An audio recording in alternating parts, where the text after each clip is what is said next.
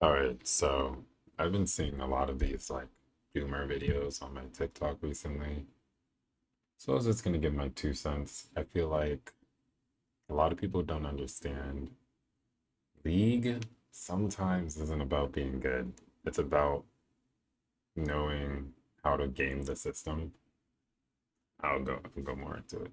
So I think if you really want to climb, you need a like one trick or two trick.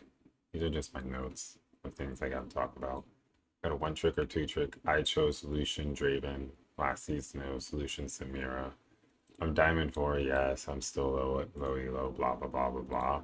But I'm more so talking to the people who are like 300 games gold or whatever, 200 games bronze, iron, whatever. This is my account of the history of it. I've been started playing 2019. I was silver. Now I'm Diamond 4.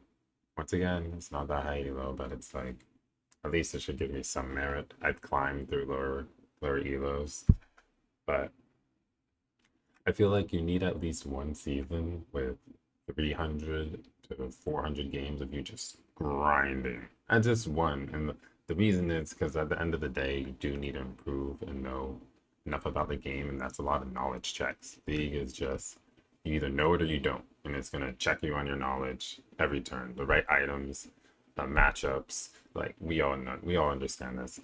Because a lot of times I'll see people playing. I'll see like a silver player, a bronze player, and they're mechanically good, and there's some things they're lacking, CS, macro, whatever. And I still feel like they're just going about the process wrong. I'm beating around the bush, so I'll really get into it now. Where my understanding of MMR, I don't know if this is true, but in my head, I told myself it takes 24 hours for the system to realize, oh, he did well in this match made game. Let me give, which MMR is your matchmaking rating. So he did, let's say you're playing Silver 1 and you play really, really well. You smurf on him, you drop 20 kills, whatever, 3 deaths, good CS, and you win. I feel like the system can't understand that until 24 hours later. So it's like, oh, after a day, give it time to update or whatever. Because these are all processes. These are systems that have to recognize your stats or whatever and apply it to the next game. And then maybe tomorrow it'll put you in gold 4 lobbies, despite you still being silver 1. And this is how you get crazy LP games. And like I have no merit to this, I have no proof. But I got Diamond 4 in 24 games with a 65% win rate. Doing the things I'm talking about, of course, over time. But the other thing I think is people overplay. I feel like League isn't one of those games where you grind out 20 games a day and you're gonna get to Emerald in one sitting. Like, no, I feel like you see streamers stream all the time and they will play for 8 hours just to end +2 or +3 on the day. Like, that's a good day. Because if you're getting 20 LP, that's you're up 60 LP on the day, but for 8 hours, like, nah. I feel like as soon as you get 2 wins or you're +2 on the day, you stop playing. That's a good LP game. That's like 40 wins. And then I also feel like ending on a loss to stop like those snowballing lose streak effects where it's uh, let me see, stop those snowballing lose streak effects where it's like, oh, you did just win 5 and then you go on some 10-game lose streak. Ooh, which reminds me, and this is all like if you're trying to grind this min max this system as well as like because a lot of times it could be your team. Like I'm gonna be honest, like you could be losing games because of your team, but I think it's the time you play matters too. If you're queuing up at 2 in the morning, who do you think you're playing with? Do you think you're playing with me, who's fucking trying to sweat my ass off in diamond, but like, or are you playing against uh little Jimmy who's been rage queuing since 2 p.m. the day before? Like, let's be realistic. What types of players are queuing up at midnight? What types of player? Of course, the people who have night shifts and whatever, but what most likely what types of players are queuing up at 2 a.m.?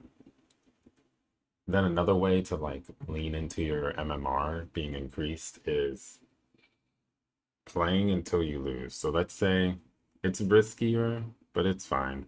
Let's say you play 7 games in a row and you win every single one. You could just keep playing until you lose. At a certain point, it's like I feel like it becomes like gambling. It's like Do you really want to get that negative hit to your MMR, or do you or do you just want to keep trying to maintain the win streak? I'm still a big fan of 2 wins, because how often are you going to have a session where you win 8 in a row? That's so rare. And then lastly, and I think it's the most important one, is you once you hit a division above where you started, you stop playing. And I didn't really like this didn't really click for me until around this point. I don't know if you can see my mouse, but around where I was like gold, because it's a lot of times I feel like your LP, unless you're smurfing, like you have to play a division above where you are to consistently carry games. Like if I'm gold one, I have to be playing at like low key a plat one level to always carry the game. So if you're already a division above where you started, take that win and carry those MMR gains into the next season. It's a marathon, not a race. Like so often I see people on accounts where they're like, they'll be silver two, and then they're currently gold two, and they're just grinding out game after game after game. And I don't think there's much improvement. The LP gains are cooked. The game is like, all right, you're like, you've climbed enough, is what it feels like when I look at it. Is they'll be getting like minus 25 plus 20. At that point, if you're still focused on improving, just make another account. Make another account and improve on little things like CS, like positioning, like things like that.